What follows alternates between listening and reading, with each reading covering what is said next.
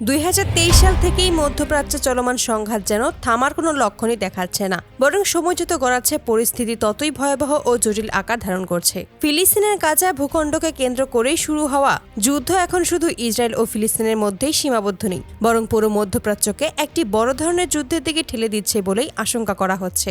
এই সংঘাতের সবশেষ ও সবচেয়ে আলোচিত ঘটনাটি ঘটেছে সম্প্রতি, যখন ইরান সরাসরি ইসরায়েলের একটি সামরিক ঘাঁটিতে অত্যাধুনিক প্রযুক্তি সম্পন্ন মিসাইল হামলা চালিয়েছে বলে বিভিন্ন সূত্রে দাবি করা হচ্ছে। এই হামলায় ইসরায়েলের অন্তত 23 জন সেনা নিহত হয়েছে এবং সামরিক স্থাপনায় ব্যাপক ক্ষয়ক্ষতি হয়েছে বলে খবর পাওয়া যাচ্ছে।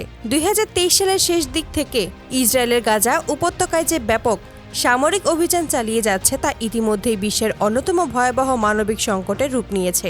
বিভিন্ন আন্তর্জাতিক মানবাধিকার সংস্থা ও গণমাধ্যমের তথ্যমতে এই দীর্ঘ অভিযানে লক্ষাধিক ফিলিস্তিনি নিহত হয়েছে। নিহতদের মধ্যে নারী ও শিশুর সংখ্যা ছিল প্রায় 60%-এরও বেশি।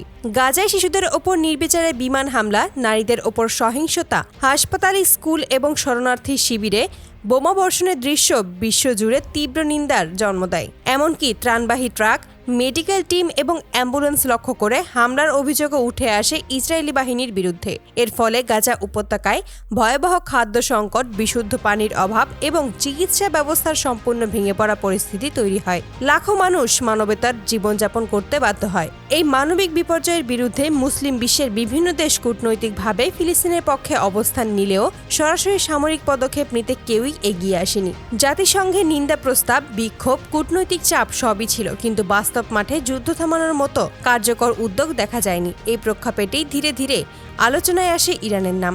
দীর্ঘদিন ধরেই ইরান ফিলিস্তিনিপন্থী বিভিন্ন গোষ্ঠীকে রাজনৈতিক, কৌশলগত ও প্রযুক্তিগত সহায়তা দিয়ে আসছে, এমন অভিযোগ পশ্চিমা দেশগুলোর। শুরুতে ইরান সরাসরি যুদ্ধে না জড়ালেও পরিস্থিতি এখন চরমে পৌঁছে গেছে। তখন দেশটি আরও কঠোর অবস্থান নিতে শুরু করে।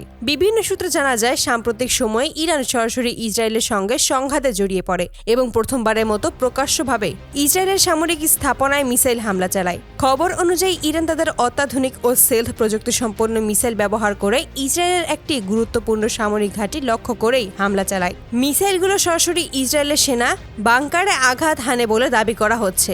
এই হামলায় অন্তত 23 জন ইসরায়েলি সেনা নিহত হয়েছে এবং সামরিক অবকাঠামোর বড় অংশ ধ্বংস হয়েছে বলে বিভিন্ন আঞ্চলিক গণমাধ্যমে খবর প্রকাশিত হয়েছে। তবে ইসরায়েলি কর্তৃপক্ষ এখনও আনুষ্ঠানিকভাবে সব তথ্য নিশ্চিত করেনি। সবচেয়ে আলোচিত বিষয় হলো ইসরায়েলের অত্যাধুনিক আকাশ প্রতিরক্ষা ব্যবস্থা আয়রন ডোম এই হামলা পুরোপুরি প্রতিহত করতে ব্যর্থ হয়েছে বলে দাবি করা হচ্ছে, যা ইসরায়েলের নিরাপত্তা ব্যবস্থাকে নতুন করে প্রশ্ন তুলছে। এই ঘটনার পর ইসরায়েলের প্রধানমন্ত্রী বেঞ্জামিন নেতানিয়াহুর গভীর উদ্বেগ প্রকাশ করেছেন বলে খবর পাওয়া যাচ্ছে। নিরাপত্তা বিশ্লেষকদের মতে ইসরায়েলের ইতিহাসে এটি এমন একটি মুহূর্ত যখন দেশটির সামরিক ঘাঁটি সরাসরি বিদেশি রাষ্ট্রের হামলায় শিকার হলো। অন্যদিকে যুক্তরাষ্ট্রও এই ঘটনায় উদ্বিগ্ন, কারণ মধ্যপ্রাচ্যে অবস্থিত মার্কিন সামরিক ঘাঁটিগুলোর নিরাপত্তা নিয়েও নতুন করে শঙ্কা তৈরি হচ্ছে। ওয়াশিংটন জানিয়েছে তারা পরিস্থিতি নিবিড়ভাবে পর্যবেক্ষণ করছে এবং প্রয়োজন হলে প্রতিরক্ষামূলক ব্যবস্থা জোরদার করবে। ইরান এই হামলাকে আত্মরক্ষা নয়, বরং ফিলিস্তিনের ওপর ইসরায়েলের দীর্ঘদিনের নির্যাতনের জবাব হিসেবে উল্লেখ করেছে। ইরানি কর্মকর্তারা জানিয়েছেন, গাজায় নারী ও শিশুর হত্যার প্রতিবাদেই এই পদক্ষেপ নেওয়া হয়েছে। ইরান আরও হুঁশিয়ারি দিয়েছে, যদি ইসরায়েল তাদের আগ্রাসন বন্ধ না করে তবে ভবিষ্যতে আরও কঠোর জবাব দেওয়া হতে পারে। সব মিলিয়ে মধ্যপ্রাচ্যের পরিস্থিতি এখন আগুনের ওপর দাঁড়িয়ে আছে। ইরান ও ইসরায়েলের সরাসরি সংঘাত যদি আরও বিস্তৃত হয় তাহলে এটি একটি পূর্ণাঙ্গ আঞ্চলিক যুদ্ধের রূপ নিতে পারে, যার প্রভাব শুধু মধ্যপ্রাচ্যেই নয়, সারা বিশ্বেই পড়বে। এখন প্রশ্ন একটাই, এই উত্তেজনা কি কূটনৈতিক পথে সমাধান হবে নাকি বিশ্ব আরেকটি ভয়াবহ যুদ্ধের দিকে এগিয়ে যাচ্ছে?